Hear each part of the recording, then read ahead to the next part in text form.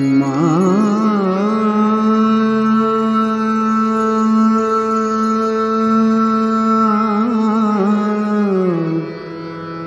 মা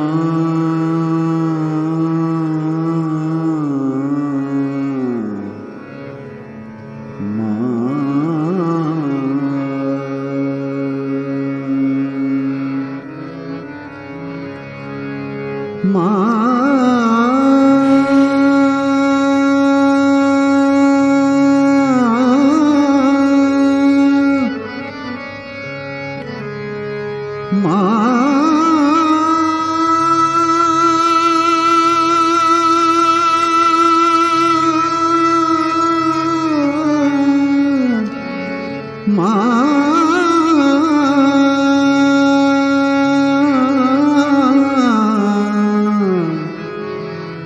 মা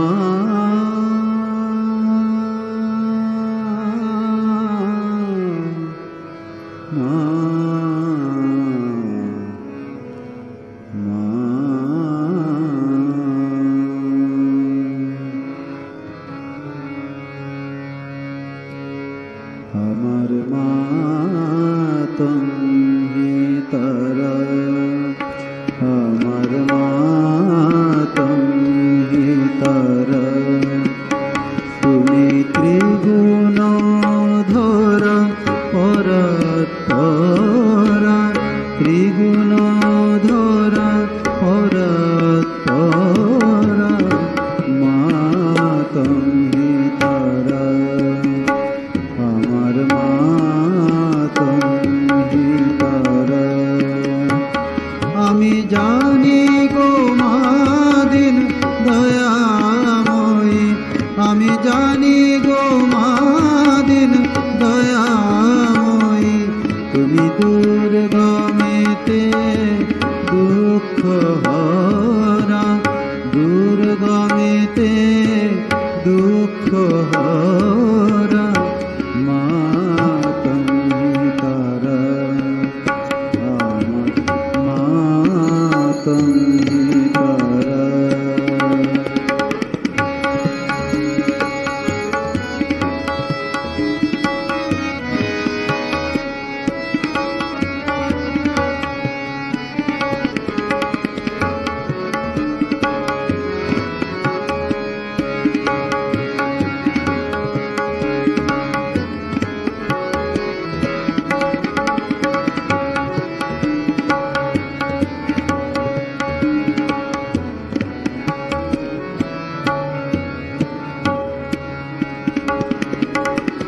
তুমি জলে, তুমি স্থলে, তুমি আদ্যমূলে গো মা, তুমি জলে, তুমি স্থলে, তুমি আদ্যমূলে গো মা, আছো সর্বঘাটে অক্ষ ফুটে, আছো সর্বঘাটে অক্ষ ফুটে, সাকার আকার নিরাকার, সর্বঘাটে অক্ষ ফুটে, সাকার আকার নিরাকার, মা তুমি তারা, আমার মা তুমি তারা।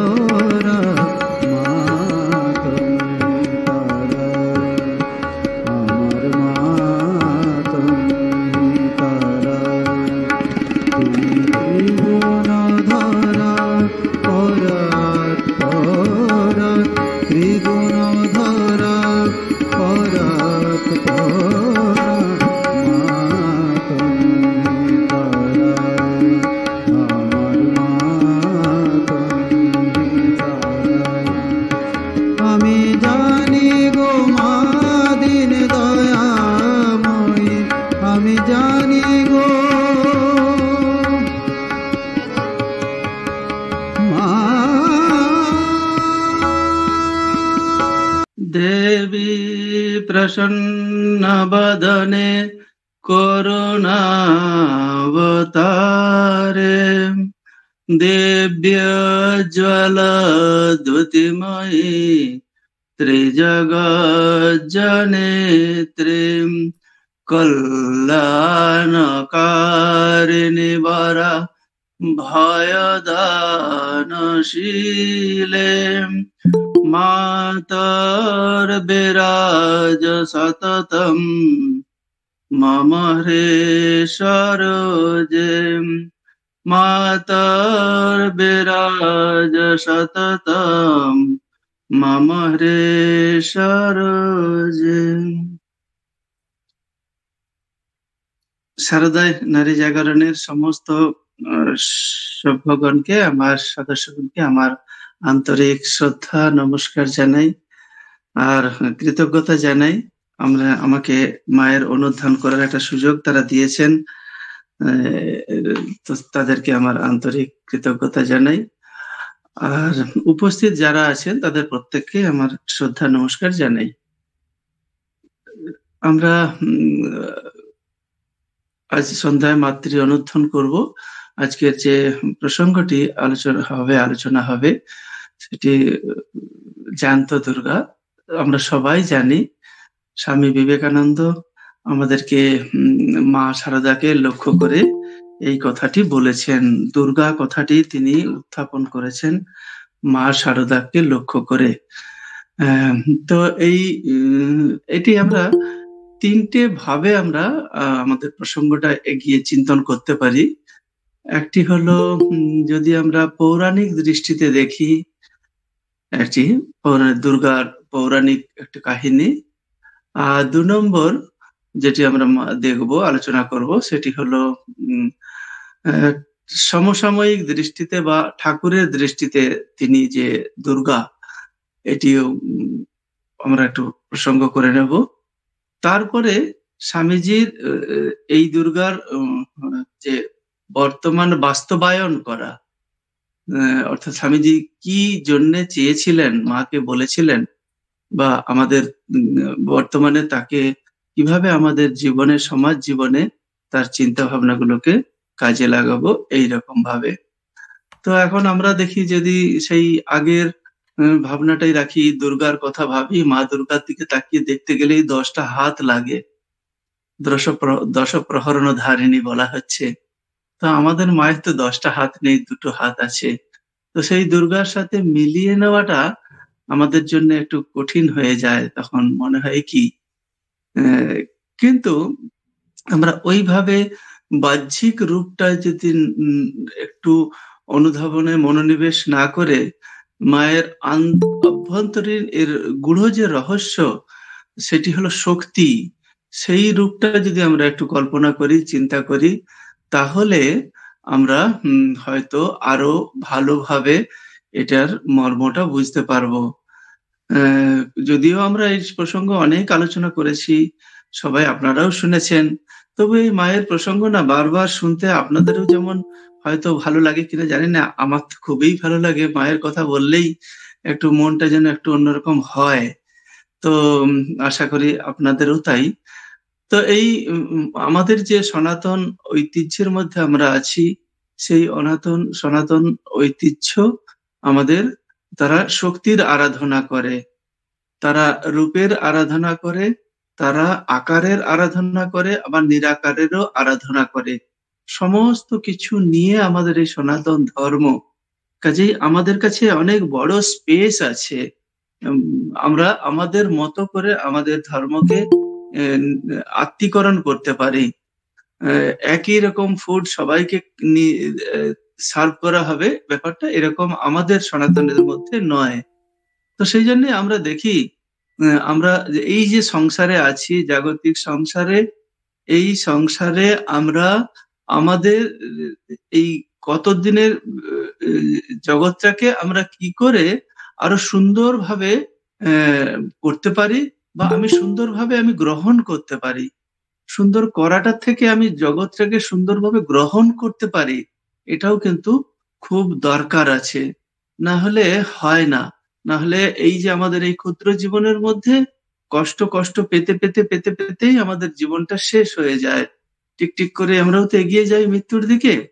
তো সেই জন্যে আমাদের এই মা দুর্গা এসে আমার এই জগৎটাকে কতটা সুন্দর করে করছেন, বা আমি মা দুর্গার ভাবনাটাকে নিয়ে আমি জগৎটাকে কিরকম ভাবে দেখবো, এই ভাবনাগুলোই যেন মা শারদা আমাদেরকে শেখাচ্ছেন। আর আমাদের ভাবনাগুলো হবে এইরকম। এখন ধরুন আমরা পৌরাণিক দৃষ্টিতে যদি দেখি মা দুর্গা তিনি একটি নারী শক্তি, যিনি আমাদের অসুর যে বাধা সে তাদেরকে দমন করছেন। তিনি বারবার তাকে তিনি শত্রুদেরকে দমন করে আমাদেরকে বিপদ মুক্ত করছেন। একবার নয়, বিভিন্ন সময়ে অসুররা আক্রমণ করেছেন আর তাদেরকে মা রক্ষা করেছেন তাদেরকে। তাহলে দেখা যাচ্ছে অতীতেও যেটা ঘটেছে যে বিপদ তখনও ছিল, তখনও মানুষ বিপদের সময় মাকে শরণ নিয়েছেন এবং বিপদ মুক্ত হয়েছেন। কাজে এখনো আমাদেরও বিপদ আছে, এখনো আমরা মাকে শরণ নিলে কি বিপদ মুক্ত হব কি হব না, হচ্ছি না, এটা আমাকে ভাবতে হবে। তো আমি তো বলবো বিপদ মুক্ত হচ্ছি, কোনো বাধা নেই। বিরুদ্ধ পরিবেশের মধ্যেও মা তার কৃপাহস্ত রাখেন প্রত্যেকের উপরে, আমাদের উপরেও রেখেছেন বলেই আমরাও কিন্তু বিভিন্ন জায়গাতে তা এইভাবে আমাদের সাধনা বলুন, আমাদের দৈনন্দিন যে চর্যা বলুন, আর যে সেবা কার্য বলুন, সব আমরাও চালিয়ে নিয়ে যেতে পারছি।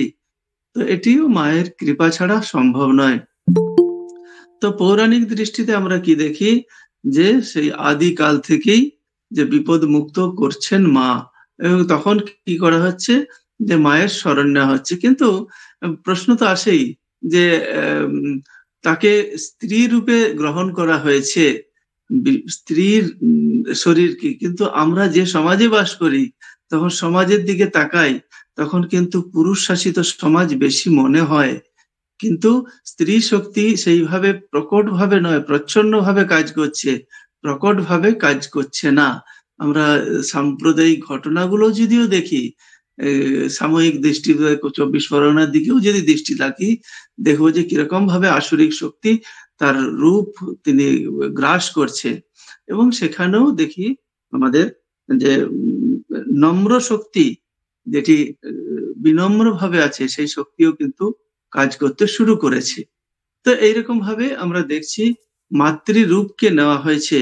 সেখানে পৌরাণিক জায়গায় কি বলা হয়েছে যে মা হবেন আমাদের, যিনি সর্বশক্তির অধীশ্বরী হবেন, অর্থাৎ তার মধ্যে যে শক্তি থাকবে সেই শক্তি আমাদের যারা সৃষ্টি করেছেন, সৃষ্টিকর্তা যারা ব্রহ্মা বিষ্ণু মহেশ্বর তিনজনেই যারা জগৎ সংসারটাকে চালাচ্ছেন, সেই তাদের সম্মিলিত শক্তি কিন্তু এই স্ত্রী মায়ের মধ্যে প্রবেশ করানো হলো। কেন না, ওই মা আমাদের অসুর নিধন করবেন। তো সেখানে আমরা দেখছি কি যে বারবার অত্যাচারিত হচ্ছেন আমাদের তখনকার দিনে যে সমাজ, তাদের মধ্যে। তো বিশেষত দুর্গার রূপটি আমাদের কাছে যখন আমরা পুজো করি বা শারদীয়ার সময় যে আমরা চিন্তাগুলো করি, সেখানে বিশেষত আমাদের এসেছে মহিষাসুর বধের কথা আছে, অর্থাৎ সেটি পুস্তকে এরকমই আছে, এবং সে পুজোর সময় মহিষাসুরকে বধ করা হচ্ছে। তো মহিষাসুর কি করেছেন না, তিনি তার এত শক্তি, তাদের মধ্যে কিন্তু একটা ভালো দিক অবশ্যই ছিল যে তারা সাধনা করেছে, সাধনা করে শক্তিটা গ্রহণ করেছেন তো দেবতাদের কাছ থেকেই, তাদের তো আর শক্তি থাকে না। এবং এই যে সাধনা করে শক্তি গ্রহণ পেয়েছেন, দেবতারাই তুষ্ট হয়ে দিয়েছেন, সেই শক্তি নিয়ে তারা ব্যবহারটা অপব্যবহার করছেন, সৎ কাজে না লাগিয়ে অসৎ কাজে লাগাচ্ছেন। তো তারা কিভাবে অসৎ কাজ করছেন না, তারা স্বর্গ রাজ্য দখল করে নিচ্ছেন, সমস্ত করছেন, দেবতাদের অত্যাচার করছেন।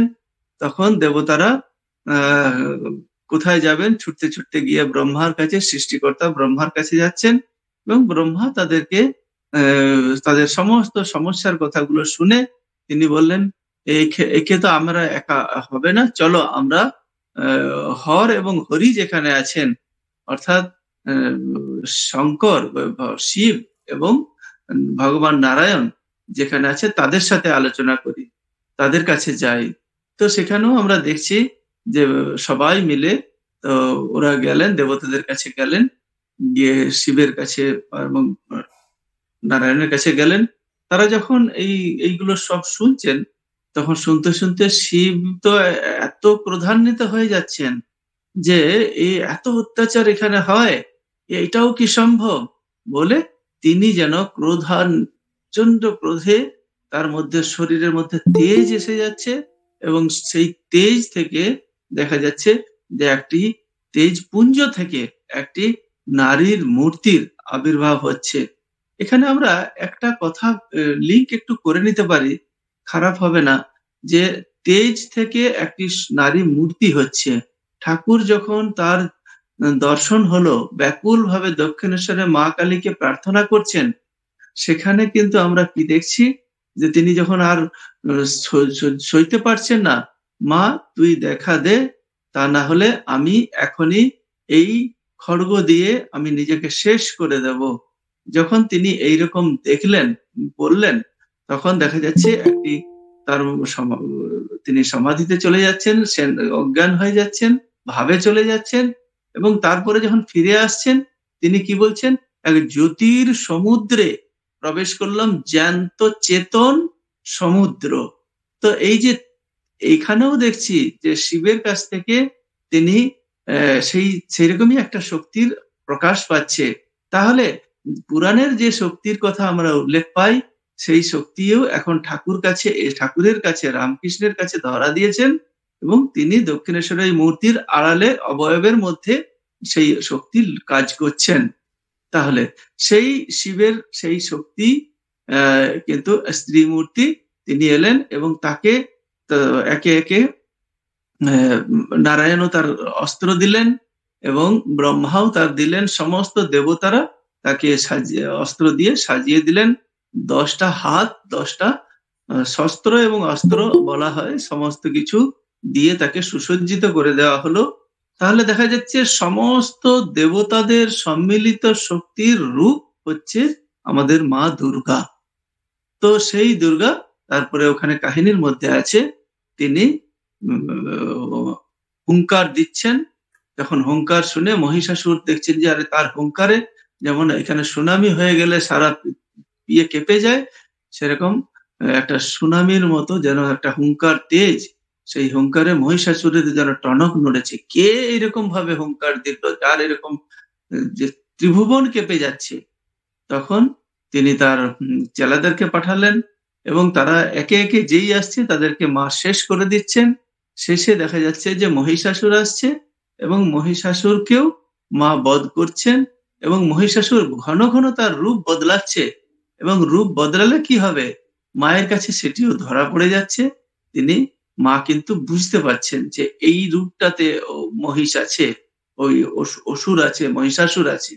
শেষের দিকের ঘটনাটি এরকম আছে যে একটি মহিষের রূপ ধরেছেন এবং মহিষের গলাটাকে কেটে দেওয়া হয়েছে। কেটে দিতেই তখন এই মহিষাসুর মানব রূপ নিয়ে নিয়েছে। অসুর কিন্তু মানবীয় রূপে তো অসুরটা আছে, সেই রূপটা তার ধরা পড়েছে। মা তখন তার বুকের মধ্যে ত্রিশূল দিয়ে তাকে বধ করছেন। তো ওই সময় পুজোর সময় আমরাও দেখি কোথাও কোথাও যেরকম সিংহ থাকে, সমস্ত থাকে, মহিষের একটা মাথা থাকে। তো ওই মাথা থেকে কিন্তু মহিষাসুর বেরিয়ে এসেছিলেন বধ হওয়ার পরে। তো এইরকম ভাবে আমরা এই লক্ষ্য করি যে মা বিপদ মুক্ত করেছেন। শুধু একবার নয়, অনেকবারই মা বিপদ মুক্ত করেছেন।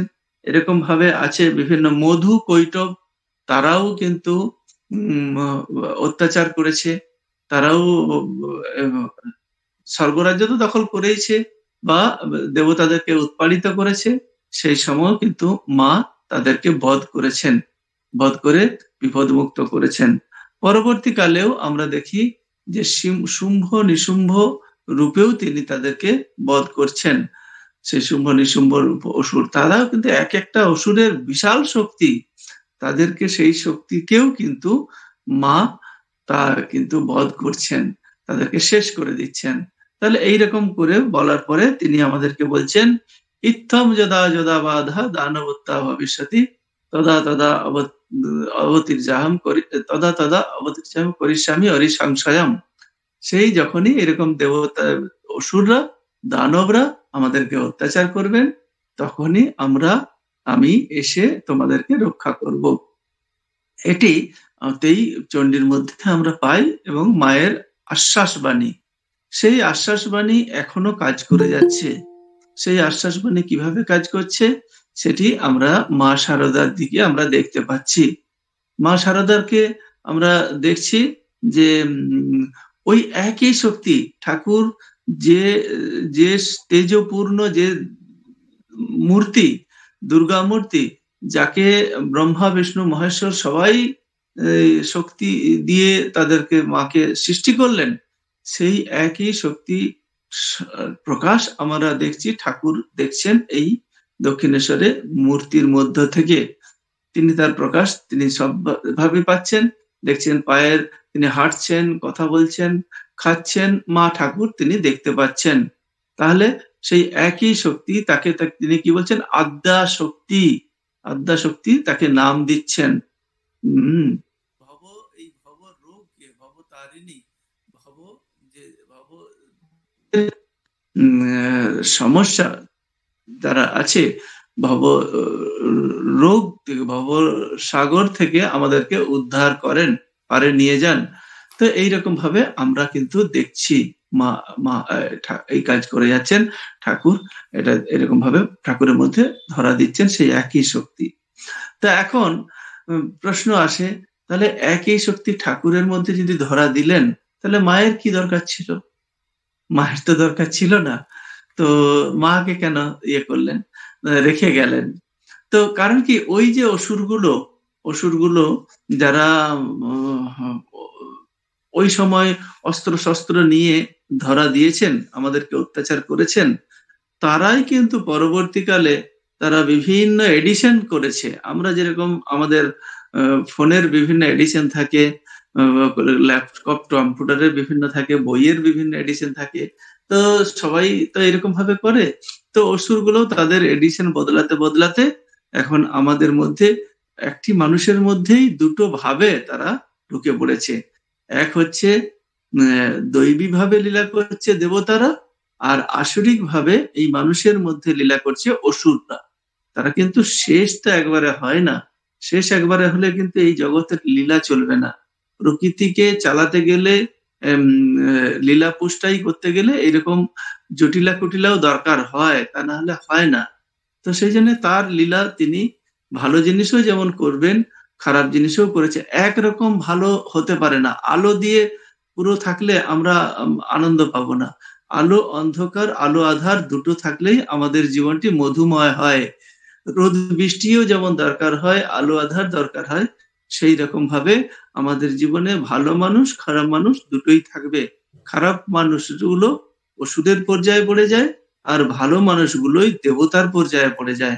স্বামীজি বলছেন বলরাম বাবুকে, ছিলে গরু হয়েছ মানুষ হবে দেবতা। তাহলে একটা মানুষের মধ্যে বিবর্তন আমরা যেটা দেখি, সেটা হলো অসুর থেকে তিনি দেবতায়, পশু থেকে দেবতা হয়ে যাচ্ছে। স্বামীজি ধর্ম সম্বন্ধেও তাই বলছেন খুব সুন্দর ভাবে, এখানে কোনো জটিলতা নেই। ধর্ম হলো এমন একটি ভাব যেটি পশুকে মানুষ করে, মানুষকে দেবতা করে দেয়। তো এই যে এত সুন্দর একটি ভাব স্বামীজি আমাদের সামনে দিয়ে গেছেন, তো সেই ভাবটিকে কার্যকরী করার জন্য আমরা কিন্তু ঠাকুর আমাদের সামনে একটি মাতৃ প্রতিমা রেখে গেছেন। কারণ মা হলো সবার আবেগের জায়গা। এই মা যদি আমরা পাই, তখন দেখুন মায়ের সাথে আমাদের যেরকম ভাবে অন্তরের যোগাযোগ থাকে, সেটা হয়তো সেটা বাবার সাথে এতটা সম্পর্কটা হয় না। তো মাকে সমস্ত কিছু বলা যায়, মায়ের কাছ থেকে আবদার করা যায়। তো এই জন্যে মাতৃর রূপটা আমরা দেখতে পাচ্ছি ঠাকুর রেখে গেলেন আমাদের সামনে।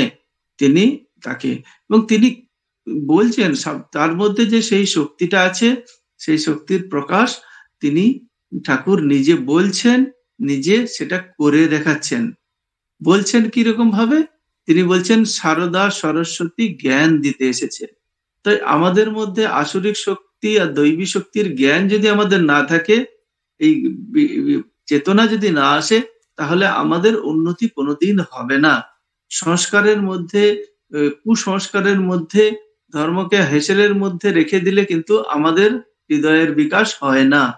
তাই হৃদয়ের বিকাশ করতে গেলে আমাদের ভক্ত হলে, ভক্ত হবি তো বোকা হবে কেন, বুদ্ধি দরকার আছে। তো সেই জন্যই বলছেন সারদা সরস্বতী জ্ঞান দিতে এসেছে। তো তিনি আমাদেরকে জ্ঞান কে দিচ্ছেন? ঠাকুর বলছেন মা এসেছেন জ্ঞান দিতে।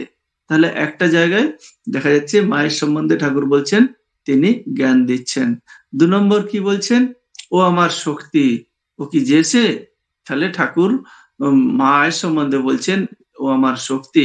ওখানে যেরকম ব্রহ্মা বিষ্ণু মহেশ্বর তিনজনে মিলে যে শক্তিকে দিচ্ছেন ঠাকুর, এখানে তিনি বলছেন ও আমার শক্তি, তাকে গুরুত্ব দিচ্ছেন। তারপরে আমরা কি দেখছি? তার মধ্যে তিনি ষোড়শী পুজো করছেন। ষোড়শী পুজো করে তিনি তাকে তার মধ্যে আহ্বান করছেন। তো সেই রকম ভাবে আমরা দেখছি যে সর্বত্র তিনি ঠাকুর তাকে মাকে প্রাধান্য দিচ্ছেন, এই সময়ে রেখে যাচ্ছেন আমাদের জন্য। তো সেইভাবে তিনি পুজো করছেন, ত্রিপুরা সুন্দরী বলছেন। তো এইরকম ভাবে আমরা দেখি যে ঠাকুর তাকে মা শারদাকে আমাদের সামনে রেখে গেছেন।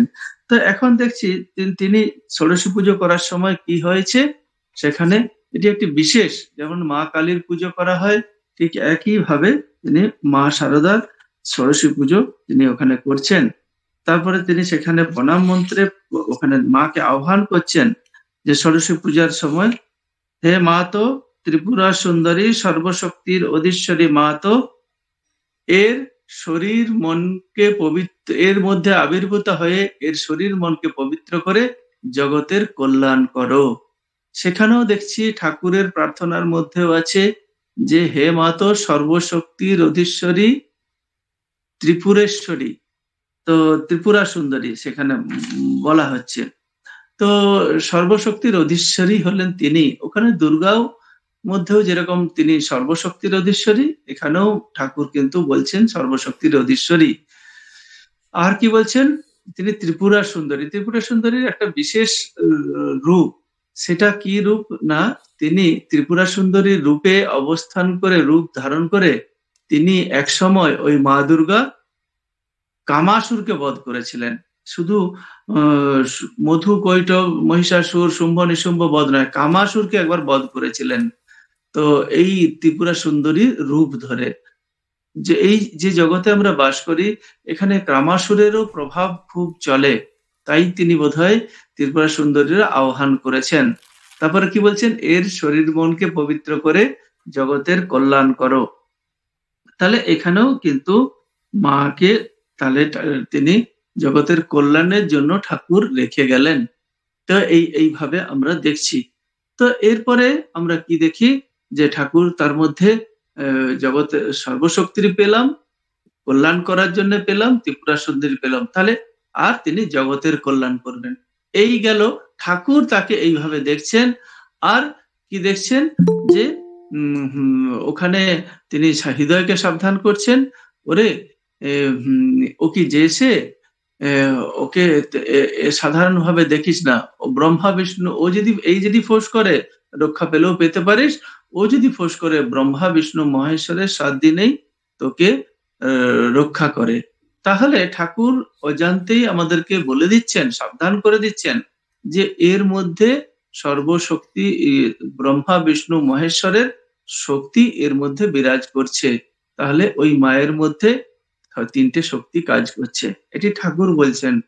হ্যাঁ, আর এবং ঠাকুর সেভাবে তাকে পুজো করছেন। এইভাবে তিনি ঠাকুর আমাদের সামনে এই মাকে, মায়ের একটি রূপকে পরিবর্তন রেখে গেলেন। এখন আমাদের দেখছিস সেই রূপকে স্বামীজি আমাদের সামনে তুলে ধরছেন, বলছেন যে জ্যান্ত দুর্গার পুজো করব। বাবুরামের মায়ের ভীমরতি হয়েছে, হ্যাঁ, চিন্ময়ী রেখে মৃন্ময়ী প্রতিমার পুজো করছে, আমি জ্যান্ত দুর্গার পুজো করে দেখাবো। তাহলে স্বামীজি আমেরিকাতে বিশ্বজয় করার পরে তিনি তো পারতেন যে তিনি আগে নিজের মঠ করতে পারতেন, বা আরো ওই ভাবনাগুলো কিন্তু তার মধ্যে ছিল না। তিনি কিন্তু মঠ তৈরি করলেন, মাকে সামনে রেখে এগিয়ে যেতে আমাদেরকে উৎসাহ দিচ্ছেন। তাহলে বর্তমান যুগে স্বামীজি বলছেন যে এই সমাজে পাখি যেরকম একটা ডানা দিয়ে উঠতে পারে না, দুটো ডানা লাগে, ঠিক সেরকম পুরুষ এবং নারী এই জগতের হলো দুটো ডানা। তো সেই দুটো ডানাতে ভর করে দুজনকেই কিন্তু গুরুত্ব দিতে হবে। দিয়ে তার জন্যই আমরা দেখি সাধারণত ভারতবর্ষ তো সেকুলার কান্ট্রি, সেখানে বিভিন্ন জায়গাতেই কিন্তু নারী জাতিকে যেরকম ভাবে সম্মান করা হয়, এখানেও দেখছি বাংলাদেশেও প্রধানমন্ত্রী আছে, সেও তো একজন নারী, তো তাদেরকে সম্মান করা হচ্ছে, তারা কেউ কম নয়। তো স্বামীজি এইরকম ভাবে মাকে আমাদের সামনে রেখে দিলেন যে ওই মা আমাদের জগতের জন্য কাজ করবেন। তো তার পুজো করছেন স্বামীজি।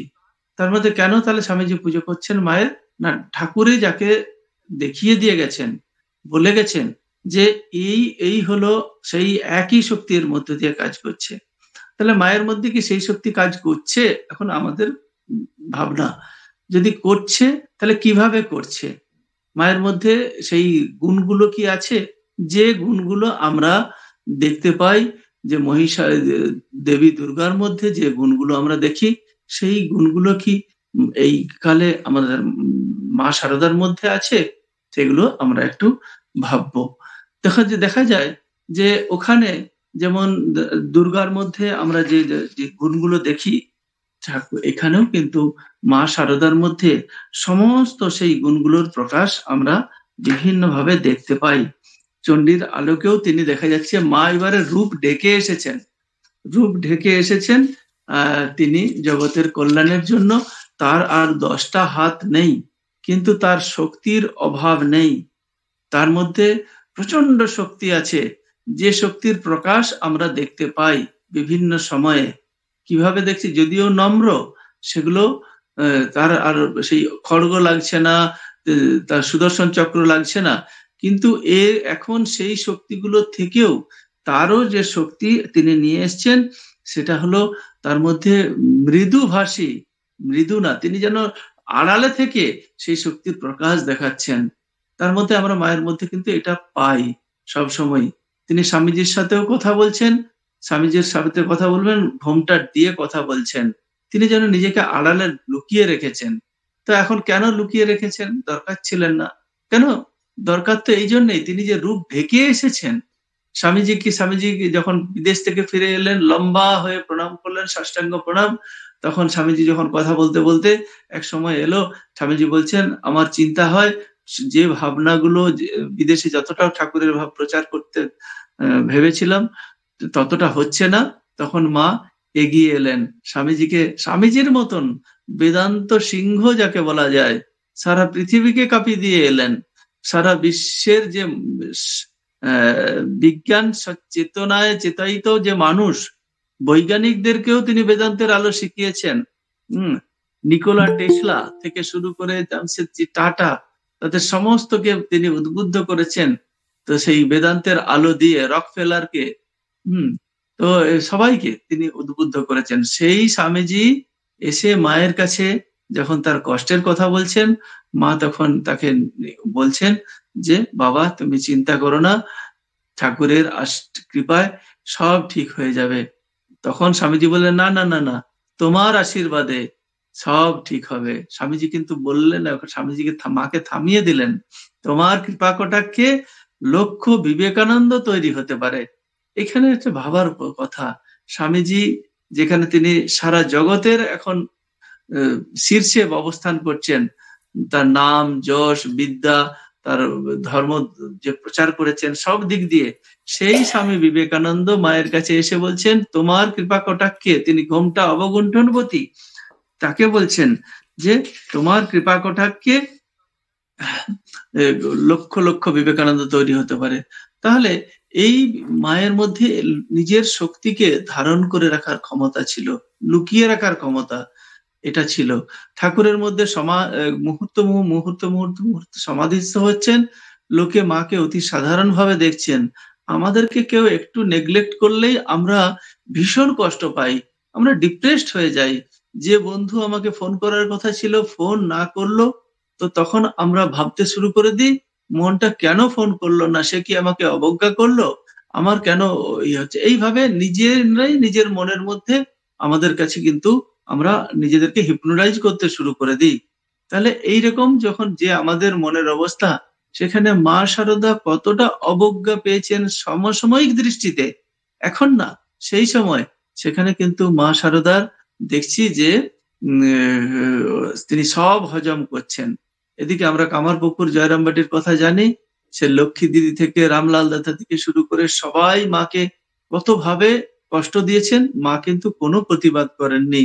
তিনি কিন্তু সব নীরবে সহ্য করেছে, এবং তার যে খাওয়ার পয়সা নেই, শাড়িটিও গার্ড দিয়ে পরছেন, একটু যে শাক পুনেছে সেটিও পা দিয়ে মেরে দিচ্ছে, তাও কিন্তু কাউকে প্রতিবাদ করেননি। এই যে এগুলোকে ডাইজেস্ট করার যে ক্ষমতা মায়ের মধ্যে আছে, সেটিই হচ্ছে বড় কথা। আমাদের কিন্তু একটু হলেই আমাদের হৃদয়টা নড়ে চড়ে ওঠে, ঢেউ চলে আসে অন্তরের মধ্যে, আমরা ব্যালেন্স হারিয়ে ফেলি। এই যে হজম করে নেওয়ার ক্ষমতা, সহ্য করে না, এই জন্য স তিনটে স এর কথা বলা হয়েছে। ঠাকুর বলছেন এটা কিন্তু আমাদের মায়ের কাছ থেকে শিখতে হবে, যে এই যুগের দুর্গার কিন্তু এটা দরকার আছে। এটা যদি না থাকে আমরা এই যুগের দুর্গা হতে পারবো না। আবার সঙ্গে সঙ্গে মায়ের মধ্যেও আমরা দেখছি শুধু সহ্য করে নেওয়া নয়, তিনি প্রয়োজনে, যদিও খুব কম সময়ে তিনি হুঙ্কার দিয়েছেন, সেই হুঙ্কার দেওয়ার শক্তিটাও মায়ের মধ্যে আছে। যখন হরিশ বলে একজন ছিলেন, সে যখন মায়ের দিকে কুদৃষ্টিতে দেখেছেন, তখন কিন্তু মা তাকে হুঙ্কার দিয়ে, তাকে মহিষাসুরকে যেরকম ভাবে বধ করে, তার ওই হরিশের মধ্যে যে আসরিক প্রবৃত্তি আছে, তাকেও কিন্তু মা শারদা ওই রকম ভাবে বধ করছেন। তিনি তো ঠাকুরের ভক্তই ছিলেন হরিশ। পরবর্তীকালে কোন রকম ভাবে একটু ওষুধ টষুধ খাইয়েছিল নাকি, তারপরে মাথাটা খারাপ হয়ে গেছে, তো তার জন্য তিনি, তার মধ্যে এরকম একটা বিকার এসে গেছে, তো তাকেও তিনি সবল হস্তে কিন্তু মা বধ করেছেন। তাহলে একদিকে মায়ের মধ্যে কোমলতার যেরকম আমরা দেখছি, প্রয়োজন বোধে তিনি কঠোর হয়েছেন খুব। এটা কঠোর হওয়ার ভাবসা আমরা বেশি পাই না। আমরা জয়রামবাটিতে দেখি যে ওকে মায়ের মা বিভিন্ন মানুষকে, অর্থাৎ কোনো জাতপাত বিচার না করে যেই আসছে তাদের সাথে মিশছে, তাকে আপনার করে নিচ্ছেন। তার ফলে কি হচ্ছে, তখনকার সমাজ ব্যবস্থা, তারা করছেন কি, মাকে দণ্ড করছেন, পানিশমেন্ট দিচ্ছে, যে তুমি এইটা ভুল করছো, সমাজ ব্যবস্থার বিরুদ্ধে যাচ্ছ, তোমাকে তার জন্য এত টাকা দিতে হবে, দণ্ড করা হলো। মা কিন্তু টাকা দিয়ে দিচ্ছেন, কোনো প্রতিবাদ করছে না, কিন্তু কাজ থেকে সরে আসছেন না। তিনি মা জানেন যে একসময় সমাজ আসবে যখন এগুলো থেকে সরে যাবে, তো সেই ব্যবস্থাটা মা যে সমস্ত কিছু গ্রহণ করে নিচ্ছেন। এই আমজাদের মতন মানুষ যে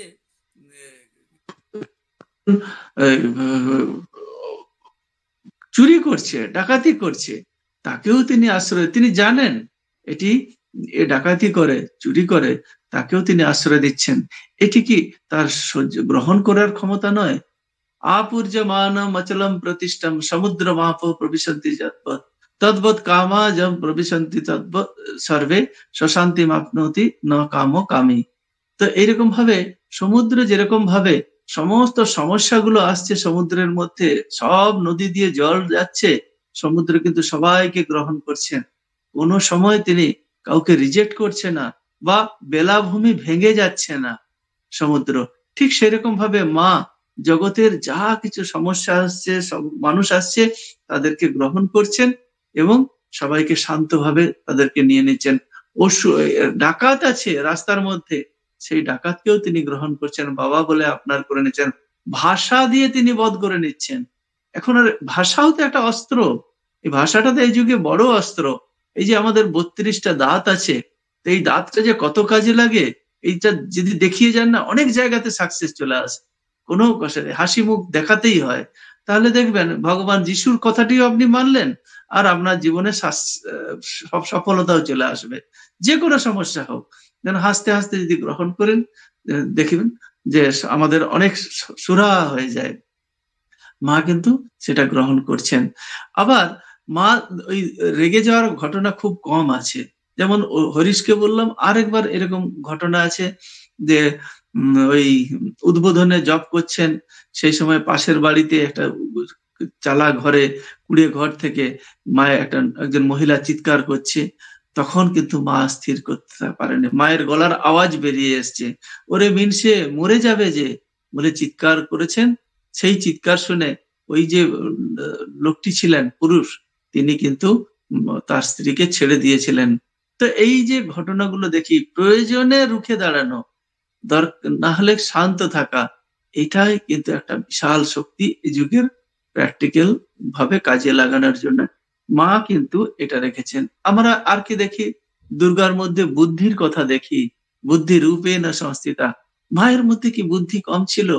দেখুন না, স্বামীজি তাকে সংঘ প্রতিষ্ঠা করলেন এবং সবার সামনে, যেমন ঠাকুর তাকে সবার সামনে মাতৃ রূপ স্থাপন করেছেন, যে তুমি হচ্ছেন সেই ষোড়শী আদ্যাশক্তি মহামায়া, তুমি ত্রিপুরা সুন্দরী। কালী, মা কালীর মূর্তির সাথে মাকে এক করে দিয়েছেন, সেই তুমি আমার শক্তি, শারদা সরস্বতী বলে ঠাকুর যেরকম করেছেন, স্বামীজিও কিন্তু সেই বেদিতে সেই দেবীকে তিনিও কিন্তু তার নিবেদন তিনি তার সামর্থ্য মতো দিয়েছেন। কিরকম নিবেদন দিয়েছেন? ধরুন মায়ের কষ্ট হচ্ছে, ওই যখন আমাদের সংঘ প্রতিষ্ঠা হয়, রামকৃষ্ণ মঠ তো আগেই প্রতিষ্ঠা হয়ে গেছে আলমবাজারে, তারপরে সেটা যখন মিশনটা প্রতিষ্ঠা হলো 1897 এর 1 মে, সেই সময় তাহলে কি হচ্ছে, যে দেখা যাচ্ছে যে স্বামীজি সবাইকে বলছেন আমাদের এই সংঘের জননী হলেন মা শারদা। আর তিনি কি বললেন, এই জননী আমাদেরকে, জননীর ভরণ পোষণের জন্য আমাদেরকে অর্থ আমরা দিতে হবে। কেউ 2 টাকা 5 টাকা বলছে তা কি হয়? স্বামীজি সেগুলো না, 25 টাকা দিতে হবে, তখনকার দিনে অনেক টাকা দিতে হবে বলে স্বামীজি কিন্তু তাকে সেইভাবে গ্রহণ করছেন। কেন স্বামীজি জানেন? মায়ের কাছে অনেকে আসবে, তাদের সেবা করার জন্য মায়ের টাকা লাগবে, তো এইভাবে তিনি মায়ের জন্য অর্ঘ্য দিচ্ছেন। আর তার আমরা দেখি যে স্বামীজি মা বুদ্ধি রূপে কিরকম ভাবে কাজ করছেন। স্বামীজি সারা পৃথিবীতে কোথাও তিনি ভয় পাননি, মায়ের কাছে গিয়ে ভয় পেয়েছেন। তাহলে কিছু তো একটা আছে, যে সপ্তর্ষি থেকে যিনি এসেছেন, সেই ঋষি যাকে ঠাকুর দেখে এসে বলছেন তুমি নরঋষি নারায়ণ এসেছো, তো এইসব বলে তাকে খাইয়ে দাইয়ে তুষ্ট করছেন। সেই রকম শক্তির অধীশ্বরী যে স্বামীজি, এইরকম শক্তির অধিকার করে রাখেন স্বামীজি, সেই স্বামীজি কিন্তু ভীত হয়ে যাচ্ছেন মায়ের কাছে যেতে যেতে। তিনি বারবার গঙ্গা জল খাচ্ছেন, নিজেকে পবিত্র করছেন। তাহলে এই যে ভাবনাটা, স্বামীজি কি দৃষ্টিতে মাকে দেখছেন, এইটা আমাদের ভাবনা নেওয়ার আছে। এই জায়গাতেই বোঝা যায় যে তিনি দুর্গা না তিনি সাধারণ মানুষ। স্বামীজি তাকে ওইভাবে দেখছেন। আর বুদ্ধি কিরকম ভাবে কাজ করছে, ধরুন বেলুর মঠের মন্দির স্বামীজি রিলিফ করার সময় আছে না 1898-99 বলছে বেলুর মঠের বিক্রি করে দাও জমিটা, বিক্রি করে দিয়ে আমরা তখন করে দেবো, রিলিফ করব। কি বিচক্ষণ মায়ের বুদ্ধি! আমরা আশ্চর্য হয়ে যাই যখন নিজে ভাবি, মা এগুলো জানলেন কি করে? তিনি বলছেন বাবা, ল শিখিয়ে দিলেন স্বামীজিকে। তিনি তো ল পড়েছিলেন, মা তো পড়েননি। তিনি বলছেন বাবা, তুমি তো ঠাকুরের নামে আমাদের নামে করেছো, কাজে ওটা বিক্রি করা তোমার রাইট নেই। তাহলে লটা আগে স্বামীজিকে শিখিয়ে দিলেন। এবারে তাকে আরো শেখাচ্ছেন, যে দেখো প্রয়োগটা শেখাচ্ছেন। বলছে তুমি একটা রিলিফ করে সব শেষ হয়ে যাবে, কালে কত রিলিফ হবে। তো আজকে দেখুন সেই জায়গায় মা যদি না আটকাতেন তাহলে কি একটা হতো। তার বুদ্ধি তার কিরকম ভাবে কাজ করছেন। স্বামীজি আবেগের বসে দুর্গাপূজার সময় বলছেন যে ছাগ বলি এত দেওয়া হবে যে গঙ্গার জল লাল হয়ে যাবে। মা বলছে বাবা তোমরা সন্ন্যাসী, কি বুদ্ধি তাকে বলছে, তোমরা সন্ন্যাসী, তোমরা এরকম করবে, এটা ঠিক নয়, তোমরা ওইভাবে করো না, বলি দেওয়া হলো না। তো এই যে ছোট্ট ছোট্ট ঘটনাগুলোর মধ্যে দিয়ে স্বামীজি কিরকম ভাবে মাকে সম্মান করছেন। একটা চাকরকে স্বামীজি বকেছে, সে চলে গেছে, তাকে যখন আবার বাবুরাম মহারাজ ফিরিয়ে নিয়ে এসছেন, ভয় করতে আসছে, তখন আসার মাত্রই এখন স্বামীজি কি বলবে না বলবে, তখন যখন জানলেন যে মা শারদা পাঠিয়েছেন, বলছে বেটা তুই সুপ্রিম কোর্টে গেছিস। তো এইভাবে আমরা দেখছি যে স্বামীজি তাকে দেখছেন, বুদ্ধি, মায়ের বুদ্ধি কিন্তু কাজ করছে এরকম ভাবে সবাই। আর ক্ষমা তো মায়ের আছেই, শত এই যে চাকরটিকে যেরকম ভাবে ক্ষমা করলেন, হাজার দোষ তাদের ক্ষমা করে দিচ্ছেন। একজন পরবর্তীকালে তিনি সন্ন্যাসী হয়েছিলেন, তিনি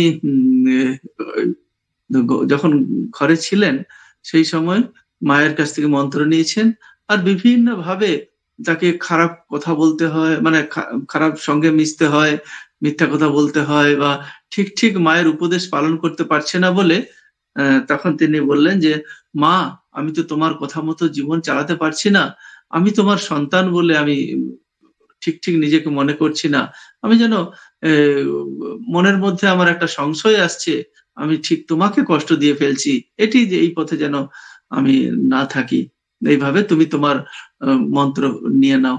তো এটা দুটো জায়গায় আছে। এক জায়গায় একজন ভক্ত তাকে বললেন যে তুমি ব্রহ্মা বিষ্ণু মহেশ্বরের 7 দিনেই আমার ছেলে সর্বনাশ করে, বিনাশ করে, এটা আছে। আর এখানেও আছে, উল্লেখ আছে যে তুমি তুমি আমার সন্তান, তোমার ভয় নেই, তাকে অভয় বাণী দিচ্ছেন। পরবর্তীকালে উনি সন্ন্যাসী হয়েছিলেন। তো এইভাবে দেখি মা সমস্ত আমাদের যে দোষ, আমাদের যে অপরাধ, তিনি ক্ষমা করে দিচ্ছেন। তিনি আমাদেরকে সচেতন করে দিয়েছেন, বাবা দোষ তো করবে, দোষ তো হবেই, দোষটা তুমি লোকের দেখো না, দোষ দেখবে নিজের। এখন একটা বাণীর মধ্যে কিন্তু সমস্ত বেদান্তের সার ঢুকিয়ে দিয়ে গেছেন মা। প্র্যাকটিক্যাল সাইডটাও ঢুকিয়ে গেছেন, থিওরিটাও দিয়ে গেছেন। প্র্যাকটিক্যাল সাইডটা কি হলো, যে তুমি দোষ দেখবে নিজের, আচরণটা তোমার এরকম হবে। আর তত্ত্ব তো কি জানো, কেন দোষ দেখবে না, জগৎ তোমার, মায়েরই তো জগৎ, জগতে আমি আমি ছাড়া তো আর কিছু নেই। তো এইরকম ভাবে আমরা দেখি যে মা তিনি সমস্ত কিছু সবাইকে নিচ্ছেন, জাতি রূপেও যদি আমরা দেখি ওখানে, তো সেইভাবেও দেখেন নির্বিচারে সবাইকে আপনার করে নিচ্ছেন, আমজাদকে জাত পাতের বিচার উনি রাখছেন না। তো এই আর লজ্জার কথা তো লজ্জা রূপেও আমরা দেখি, তার শ্রদ্ধা রূপেও যদি আমরা দেখি, তিনি সমস্ত দেবদেবীর মধ্যেই সবাইকে তিনি সম্মান করছেন। মঠ মিশন প্রতিষ্ঠা হলো একটি নুড়ি পাথর, যেখানে যা দেখেছেন সেখানে মাথা ঠুকেছেন, তিনি সেখানে দেখছেন না এটা কোন দেবতা, কোন সম্প্রদায়ের, কোন কিচ্ছু দেখছেন না, তিনি সেখানে গিয়ে প্রণাম করছেন আর সন্তানের কল্যাণের জন্য তিনি প্রার্থনা করছেন। তার মধ্যেই সেই শক্তি আছে, তিনি আমাদেরকে শেখাচ্ছেন এই প্রার্থনা অস্ত্রটা তুমি নাও, এটাই তোমার এযুগের অস্ত্র, এই অস্ত্র দিয়ে তুমি জগৎকে বধ করো। তো এইরকম ভাবে আমরা যদি দেখি মায়ের লীলা, স্বামীজি যাকে রেখে গেলেন, তো তার মধ্যে তিনি এইরকম ভাবে জগতের আমাদের যেটা করণীয় সেই রকম একটা জীবন তিনি আমাদের সামনে দেখিয়েছে। এখন আমরা ওই 10টা হাত নিয়ে যুদ্ধ করতেও যাব না, এখন সমাজে থাকতে গেলে আমাদেরকে সবাইকে নিয়ে থাকতে হবে। সঙ্গে সঙ্গে তিনি আমাদের মধ্যে কিন্তু এই বোধটা দরকার যে নম্র থাকবো, প্রয়োজনে আমরা শক্তির প্রয়োগ করব। তিনি মায়ের কাছে যারাই এসেছেন তারাই এমন কেউ নেই যে তার ভাবনা দিয়ে, তার চিন্তা দিয়ে উদ্বুদ্ধ হয়নি। নিবেদিতাকে পর্যন্ত তিনি বিদেশিনী, তাকে কিরকম ভাবে গ্রহণ করে নিলেন, সেখানে তিনি জাতপাতের কথাই রাখলেন না। তিনি এখনো অনেকে প্রশ্ন করে যে মায়ের ভাবটা অচল, কারণ কি এই যুগে চলে না, এরকম কোথাও কোথাও লজ্জা রূপে থাকলে হবে না। হ্যাঁ ঠিকই, লজ্জাটা মানে কি, লজ্জা নম্রতা থাকলে হবে না, নম্রতা আমাকে থাকতেই হবে। নম্র না রাখলে আমার ভিতরের যে অশান্তি হবে, আগে তো দেখতে হবে যে আমি সবসময় উগ্রতা নিয়ে চললে কি হয়, বিজ্ঞান কি বলে, উগ্র চিন্তা ভাবনা, উগ্র চেতনা দিলে রাজসিক শক্তির বিকাশ হচ্ছে। রাজসিক শক্তির বিকাশ হওয়ার সঙ্গে সঙ্গে আমার মধ্যে যে সিস্টেমটা আছে, যে আমার বায়োলজিক্যাল সিস্টেম যেটা আছে, সেই কোষগুলোর মধ্যে আমার একটা উত্তেজনা সৃষ্টি হয়, এবং সেই উত্তেজনা সৃষ্টির হতে হতে কি হয়, এক সময় আমার শরীর গরম হয়, হার্ট অ্যাটাক হয়, ব্লাড প্রেশার বাড়ে। তো এই উত্তেজনার তো দরকার নেই। কিন্তু ভূতেশানন্দজি যেরকম ছিলেন, নম্র ছিলেন, কিন্তু তার মধ্যে কি তার ডিসিশনের কোনো তফাৎ হতো না তো? নম্র থাকলেই কি সবকিছু হুঙ্কার দিয়ে বললেই কি হয়ে যায়? তাও তো নয়। তো এই জন্য নিজের লক্ষ্যে স্থির থাকা, এটা একটা খুব দরকার এই যুগে। কারণ কি, না হলে আমরা ভুল হয়ে যাবে। ভুল হয়ে যাবে মানে কি, এই যুগে আমরা যেমন একসাথে সংসারগুলো বারবার বারবার ভেঙে যাচ্ছে আমাদের ইয়ের মধ্যে দেখা যাচ্ছে। তো সেই সংসারটাকে তো ঠিক রাখতে হবে। সংসারকে ঠিক রাখতে গেলে আমাদের সহ্য করতে হয়, সবাইকে নিয়ে মিলেমিশে থাকতে হয়। কাজেই এই বর্তমান যুগের যে দুর্গা, সেই দুর্গার মধ্যে এই থাকবে, আমি নারী, আমি কখনো প্রেমের মমতার প্রতীক হতে পারি, কখনো অসুর নিধন রূপী দুর্গা হতে পারি, কখনো স্নেহের পরশ, আবার কখনো দুর্দণ্ড প্রতাপী লক্ষ্মীবাই হতে পারি। ডুবুরিও আমি হতে পারি জাহাজ যখন চালাই, পাইলট তো হয়েছি জানোই, আমি যুদ্ধেও করি লড়াই। চাঁদের মাটিতে আমি পা ফেলেছি, এভারেস্ট করেছি জয়, আমি ঝান্সির জন্য তরোয়াল হাতে নাশ করেছি ভয়। এই ধরনের নারী দরকার। তার মধ্যে কোমলতা, সঙ্গে সঙ্গে তার মধ্যে দৃঢ়তা, এর সমন্বয় দরকার। না হলে কি হয়, স্বার্থ স্বার্থ স্বার্থ, জগৎটা তোমার, এই ভাবনাটা একটু তো নিয়ে আসতেই হবে। সংসারটা আমার, এটাকে একটু নিয়ে আসতেই হবে। শুধু বাইরে গিয়ে খাওয়ার জন্য ভাবলাম, আমি খেলাম, আমার ছেলে খেলো, মেয়ে খেলো, আমি এরকম ভাবে করতে করতে না আমরা ছোট হয়ে গেছি। ছোট হতে হতে আমাদের মধ্যে সেই তেজটা নষ্ট হয়ে যাচ্ছে। আমাদের মধ্যে সেই অরুণিমা সিনহার ভাবনাটা রাখতে হবে। যার দুটো পা নেই, তিনি পা নেই, সেই সময়েও তিনি ভাবছেন মনের দিক থেকে, সেই ভাবছেন আমি এভারেস্টের মাথায় চড়বো। কাজেই তাহলে আমাদের এভারেস্টের মাথায় চড়বো, তখন যখন তিনি এরকম ভাবছেন, তখন কিন্তু তিনি এই ভাবনাটা তাকে এগিয়ে নিয়ে যাচ্ছে, এই ভাবনাই তাকে লক্ষ্যে পৌঁছে দিয়ে যাচ্ছে। এই ভাবনাটা দরকার আমাদের। দেখুন না, আমরা আরো অনেক ঘটনা জানি যে এই যে দুটো হাত নেই, বিমান চালায় পা দিয়েই, আছে না এরকম? আপনারা তো জানেন আমার থেকে ভালো। কি নাম ওর? নাম জেসিকা কক্স। জেসিকা কক্স বলে একজন আছে। এরকম ভাবে প্রচুর আমরা উদাহরণ দিতে পারি যারা কাজ করছে এই বিভিন্ন ভাবে, যারা আমাদের সমাজের মধ্যে কাজ করে যাচ্ছে। কিন্তু এর মধ্যে উল্টোটাও আছে। আমরা দেখি এই যে কিছুদিন আগে যে ব্যাঙ্গালোরে হলো, একজন আর্টিফিশিয়াল ইন্টেলিজেন্স ওর যে কোম্পানি, তার সিইও ছিলেন অফিসের, কি সুমনা না কিছু একটা নাম, আমার মনে নেই, মনে পড়ছে না। তো একজন বাঙালি, কলকাতারই। তো তিনি, তার ঘটনা আপনারা সবাই জানেন।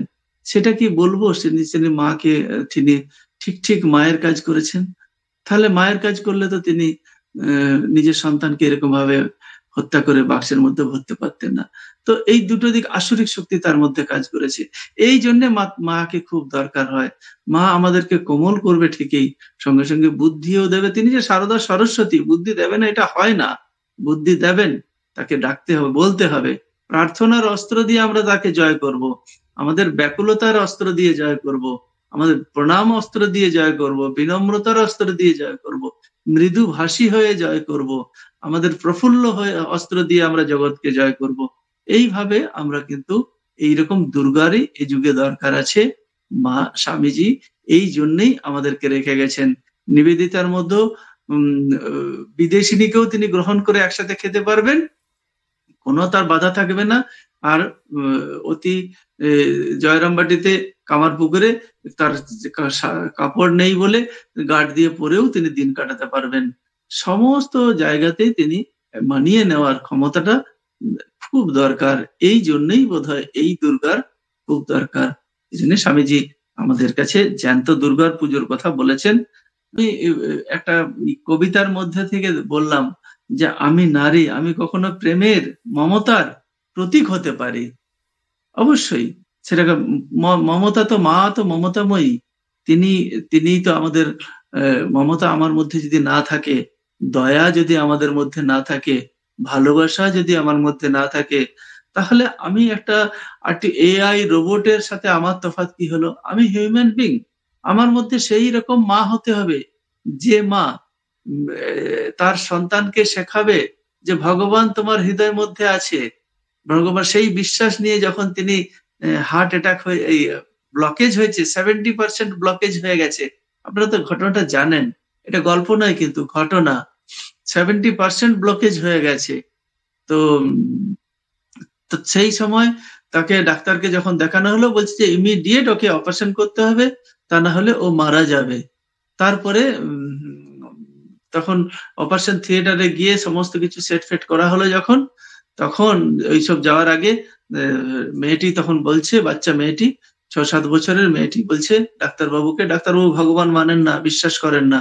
তখন তিনি বলছেন যে ডাক্তারবাবু আপনি তো আমার এটা কাটবেন, তাহলে ওখানে আমার ভগবান আছে, তাকে একটু দেখবেন, দেখে আমাকে পরে বলবেন। তো মেয়েটি বাচ্চাটির অন্য কোনো তার ভাবনা নেই, তার মা শিখিয়ে দিয়েছে তাকে যে ভগবান আমার হৃদয়ের মধ্যে আছে। সেই ভাবনাটা নিয়ে কিন্তু সে অপারেশন থিয়েটারে হচ্ছে, মেডিকেল সায়েন্স তাকে বলছে 70% এ আর ফিরে আসবে না, ডাক্তাররা জানে ওটা ফিরে আসবে না, কোনো চান্স নেই। তো তাও তাকে সান্ত্বনা দেওয়ার জন্য তাকে একটু কথা বলছেন। সেই সময় এই বাচ্চাটি কোনো ভয় না পেয়ে বলছে যে আমার দেখবেন, আমার হৃদয়টা কাটবেন তো, সেখানে আমার ভগবান আছে, সেটি দেখবেন। তো তারপরে দেখা যাচ্ছে ডাক্তারবাবু যখন অপারেশন থিয়েটারের মধ্যে সব সেট করেছে, দেখছে নাকি রক্ত আসছে না। তখন তো ডাক্তারবাবু চিন্তা করতে করতে ভাবছেন এই তো একে অপারেশন করার আগেই মারা গেল। তিনি হাল ছেড়ে দিলেন, কোনোভাবে তার আর্টারিতে ব্লাড আসছে না। এইরকম ভাবে কিছুক্ষণ থাকার পরে যখন ডাক্তারবাবু হতাশ হয়ে তিনি ছেড়ে দিলেন, তখন উনি মানে অ্যাপ্রন ট্যাপ্রন খুলে দিয়ে উনি ফিরে এলেন। তার কিছুক্ষণের মধ্যেই তিনি চিন্তা করছেন যে এরকম ভাবে বাচ্চাটা মরে গেল, বাচ্চাটা এরকম ভাবে বললো। স্বাভাবিকভাবে একটা মানুষ তো, তার মধ্যে একটা চেতনা কাজ করে। তো তারপরে যখন এরকম হওয়ার পরে কিছুক্ষণ পরে ডাক্তাররা ডাকতে ডাকতে চিৎকার করে ডাকছে, ডাক্তারবাবু আসুন আসুন আসুন, ওর ব্লাড এসে গেছে। তো ডাক্তারবাবু বললো ঠিক আছে, তাহলে ব্লাড এসে গেছে যখন, আবার তিনি রেডি হয়ে গেলেন অপারেশন থিয়েটারে, দিয়ে তার অপারেশন রক্ত, তার হার্ট সমস্ত কিছু খুলে টুলে দেখলো যে মেডিকেল সায়েন্সে 70% ব্লকেজ আছে, সে দেখছে যে ওর মধ্যে আর কিচ্ছু নেই, কিচ্ছু নেই, কোথাও কোনো সমস্যা নেই, সেটি সুন্দর হার্ট আছে, পরিষ্কার হার্ট আছে। তাকে আবার ইয়ে করে দিয়ে তিনি ফিরে এলেন। তো তারপরে ধীরে ধীরে ও সুস্থ হয়ে গেছে। তারপরে ডাক্তারবাবু, সেই সময় ডাক্তারবাবু এত বিজ্ঞান জানা একজন মানুষ, এত ভালো হার্ট স্পেশালিস্ট, তো সার্জারি করেন তিনি, তখন তার মধ্যে তাকে তিনি কনভার্ট করে দিচ্ছেন। সে তার মধ্যে ভাবছে যে এই মেয়েটি, বাচ্চা মেয়েটার মধ্যে কি এমন শক্তি আছে যে এই প্রার্থনা একটা কথা, সেই প্রার্থনার দ্বারা এই এত বড় একজন বিজ্ঞান জানা ডাক্তার সফলতার সাথে তিনি কাজ করে যাচ্ছেন, তার মধ্যেও কিন্তু একটা ভগবানের বিশ্বাস ঢুকিয়ে দিলেন। সেই ডাক্তার পরবর্তীকালে, এরকম আমি অডিও একটা শুনেছিলাম যে তিনি খুব পরবর্তীকালে যখনই এরপরে অপারেশন থিয়েটারে যান, তখনই কিন্তু তিনি ঈশ্বরকে প্রণাম করে প্রার্থনা করে তিনি এগিয়ে যান। তো এটি সম্ভব হয়েছিল ওই বাচ্চাটির, যে তার মা তাকে শিখিয়েছিল ছোট থেকে যে হৃদয়ের মধ্যে ভগবান আছেন। এই প্র্যাকটিসটা এখন দরকার হয় আমাদের। এটা যদি না থাকে তাহলে কিন্তু আমরা সমাজে আর্টিফিশিয়াল ইন্টেলিজেন্স যুক্ত, রোবট যুক্ত যারা মানুষ তৈরি করে যাচ্ছি। আমরা সন্তান তৈরি করব অবশ্যই, তার মধ্যে কিন্তু এই গুণগুলো মাথায় রাখতে হবে। এই মা শারদা আমাদেরকে কিরকম ভাবে, ধরুন সকাল থেকে সন্ধ্যে পর্যন্ত আমাদের মতো সবাইকে, যে যেখানে বিভিন্ন কালচার থেকে এসে এই সঙ্গে আছে, তাকে এক টাইমে খাওয়ানো, এক টাইমে ঘুম পাড়ানো, এক টাইমের অফিস যাওয়ার একটা সিস্টেমের মধ্যে ফেলে দিয়েছে। মা করছেন, এত শক্তি রাখেন। তাহলে বিনম্র নম্র হলেই তার মধ্যে শক্তি থাকবে না তা নয়, শক্তি তো আছেই। তো সেই শক্তির প্রকাশ কিন্তু আমরা মায়ের কাছ থেকে আমরা নেব, এবং আমাদের সমাজে এগুলো অ্যাপ্লাই করতে হবে। যদি আমরা অ্যাপ্লাই না করি তাহলে কিন্তু আমি নিজেকে সুন্দর করতে পারবো না। আর সমাজটা এমন একটা দিন আসছে, আর্টিফিশিয়াল ইন্টেলিজেন্স যেভাবে কাজ এগিয়ে যাচ্ছে, এক সময় আপনি কিন্তু কাজ পাবেন না। আপনার ওই রান্না করা ঘরবাটি সেও হয়তো রোবটে করে দেবে, এরকমও হয়তো দিন আসতে পারে। তো কাজেই তখন আপনি কি নিয়ে থাকবেন? আপনি তো, নাহলে তো আপনি অস্থির হয়ে যাবেন। নিজেকে বাঁধার জন্য, নিজেকে কন্ট্রোল করার জন্য, নিজের মনকে ঠিক রাখার জন্য নিজে মায়ের অনুধ্যান এবং মায়ের এই বাণীগুলোকে নিয়ে আসা। মা কোনো আমাদেরকে ধর্মের ব্যাপারে কোনো গোঁড়ামির কথা শেখাননি। মা আমাদেরকে উদারতার কথা শিখিয়েছেন। মাই তো শিখিয়েছেন জগৎ তোমার, জগৎকে আপনার করে নিতে শেখো। এটাই তো মায়ের শেষ বাণী। আর দোষ নিজের দেখতে বলেছেন, অন্যের দোষ দেখতে বলেন। আমাদের কত দোষ না দেখলে আমরা আমাদের হজমই হয় না। কাজেই এটাও আমরা দেখি সব সময়, কতক্ষণ নিজেকে একটু সার্ভে করতে হবে। সকাল থেকে সন্ধ্যে পর্যন্ত কতটা আমি দোষ দেখলাম, নিন্দা করলাম, করে কতটা আনন্দ পেলাম। সত্যি হয়তো বিন্দু মাত্র ক্ষণিকের মধ্যে আমাদের আনন্দ আসে নিন্দা করলে বা অন্য জিনিস দেখলে, কিন্তু আমরা যদি একটু জপ করি, জপের মধ্যে একটু ইয়ে করি, চিন্তা রাখি বা মায়ের একটু লীলা চিন্তন করি, ধরুন এমনি চুপ করে বসে আছেন, একটু মায়ের চিন্তা করলাম, তাহলেও দেখবো মায়ের ওই শক্তি কাজ করবে, আমার মধ্যে আসবে। আর আমরাও কিন্তু মায়ের ভাবগুলো, ঠাকুর বলছেন না যে এখানে আমার সাথে তোদের সম্পর্কটা তৈরি করে নেয়, তাহলেই আমার সম্পদের অধিকারী হবি। ঠিক মায়ের সম্পদের অধিকারী আমরা তখনই হব যদি মায়ের সাথে সম্পর্ক তৈরি করি। সারা জগতের সাথে আমাদের সম্পর্ক আছে, মায়ের সাথে সম্পর্ক নেই। এই পৃথিবীতে যদি এমন কোন নারী থাকে, সে মা শারদার মতো শক্তি কারো নেই। দেখুন না, ব্রিটিশ এসেছে, ব্রিটিশ রামকৃষ্ণ মিশনকে তারা ব্যান করে দিচ্ছেন। ঢাকা দরবার থেকে কারমাইকেল বললেন না যে রামকৃষ্ণ মিশন তিনি দেশদ্রোহিতার কাজ করছেন, তারা ওইরকম স্বদেশী আন্দোলন যারা করে তাদেরকে স্থান দেয়, এইসব বলে তিনি একটা বলে দিলেন। তারপরে কি হচ্ছে, এই যে তখন আমাদের মোটিভেশন তো চিন্তায় পড়লেন যে তাদের ডোনেশন কমে যাচ্ছে, মানুষ আসা কমে যাচ্ছে, সবাই কমে যাচ্ছে। তখন কে এগিয়ে এলেন? মা শারদা এগিয়ে এলেন। মা শারদা বললেন, বাবা যাও না, তাকে বোঝাও, বড়লাটকে বোঝাও, ঠিক হবে, যাবে। তো দেখুন এই মায়ের প্রত্যেকটা কথা তিনি কিরকম ভাবে হচ্ছে, একটা সংঘ প্রতিষ্ঠা হচ্ছে, কিরকম ভাবে মা শারদা আগলে রেখেছেন আমাদের সংঘটাকে। তো মা শারদা কি আপনার সংসারটাকে আগলে রাখতে পারবেন না? এই বিশ্বাসটা কেন আসছে? আমি এত ভরসা রাখছি, এত বিশ্বাস করছি বাইরের জগৎকে, মানুষটাকে বিশ্বাস করছি, যে খাবারটা দিচ্ছে তার মধ্যে প্রচুর প্রয়োজন থাকে ওটাকে প্রিজার্ভ করার জন্য। এমন দোকান থেকে আমরা নিয়ে আসি, তো ফোন করলাম যে আমার বাড়িতে পাঠিয়ে দাও, সে হয়তো খাবার দিয়ে দিল, দিয়ে তারপরে সেই খাবারটা আমি নিশ্চিন্ত খেয়ে যাচ্ছি, অথচ তার মধ্যে বিষ থাকছে, তাতে আমার অবিশ্বাসের কিছু নেই। অথচ যে মা শারদা আমাকে অমৃত পান করাবেন, এই জন্ম মৃত্যুটাকে সফল করে দেবেন, এই জীবনটাকে সার্থক করে দেবেন, সেই মায়ের কথা আমাদের শোনার সময় নেই। যেন প্র্যাকটিস করতে হবে, 5 মিনিট হোক 10 মিনিট হোক, আমরা যেন প্রত্যেক দিন একটু মায়ের বই পড়ি, একটু মায়ের সামনে একটু বসি। কিচ্ছু করার দরকার নেই, মায়ের সামনে বসে যা ইচ্ছা গালাগালি দিতে হয় গালাগালি দেব, মা শারদাকেই দেব, যেটা মনে আসবে তাই করি, মা আমার কোনো দোষ দেখবেন না। তো সেরকম ভাবেই আমরা কিন্তু করতে পারি, তাহলেই দেখবো আমাদের আনন্দ পাবো, আমরা শান্তি পাবো, তাহলে আমাদের জীবনটাও সার্থক হবে। এইটুকু বলে সবাইকে পুনরায় নমস্কার ও শ্রদ্ধা জানিয়ে মা সকলের মঙ্গল করুন এই প্রার্থনা জানিয়ে শেষ করছি। ওম শান্তি শান্তি শান্তি, হরি ওম তৎসৎ। শ্রী রামকৃষ্ণার্পণমস্তু। আমাদের পরবর্তী নিবেদন সঙ্গীতাঞ্জলি নিবেদন করবেন মৌসুমী বিশ্বাস।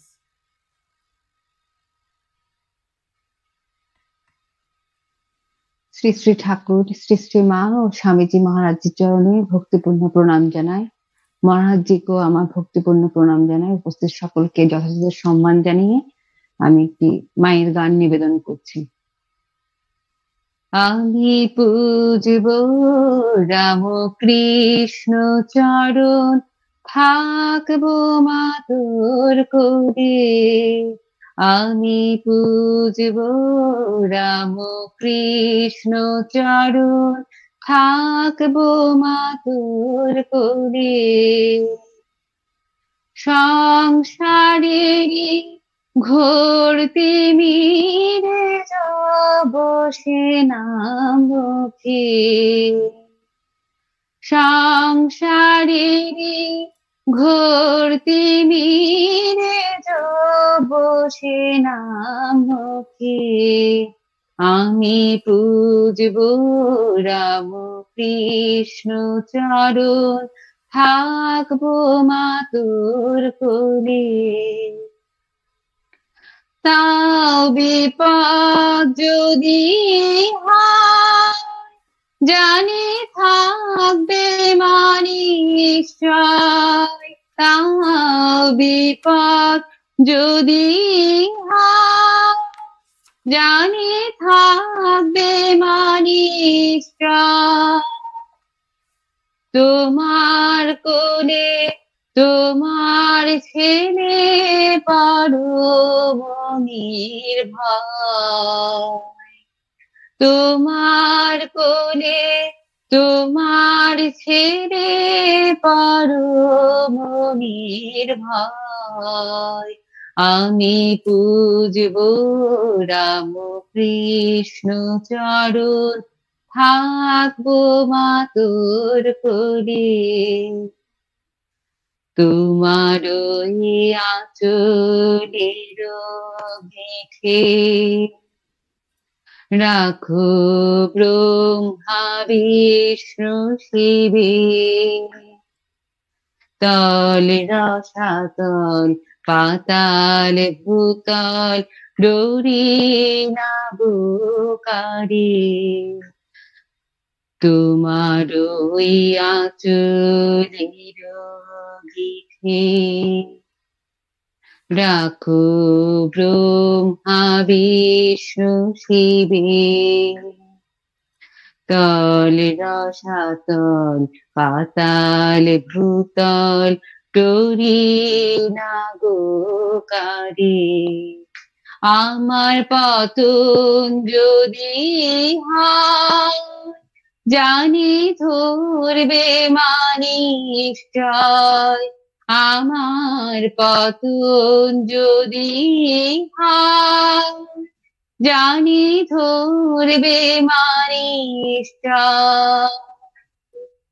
শত শতের মাগো তুমি সত্যিকারের মা। আমি পুজব রাম কৃষ্ণ চরণ, থাকবো মা তোর কোলে। সংসারেরই ঘোর তিমিরে বসে না মুখে। আমি পুজব রাম কৃষ্ণ চরণ, থাকবো মা তোর কোলে। আমি পুজব রাম কৃষ্ণ চরণ, থাকবো মা তোর কোলে। জয় ঠাকুর, জয় মা, জয় স্বামীজি মা। প্রণাম সকল।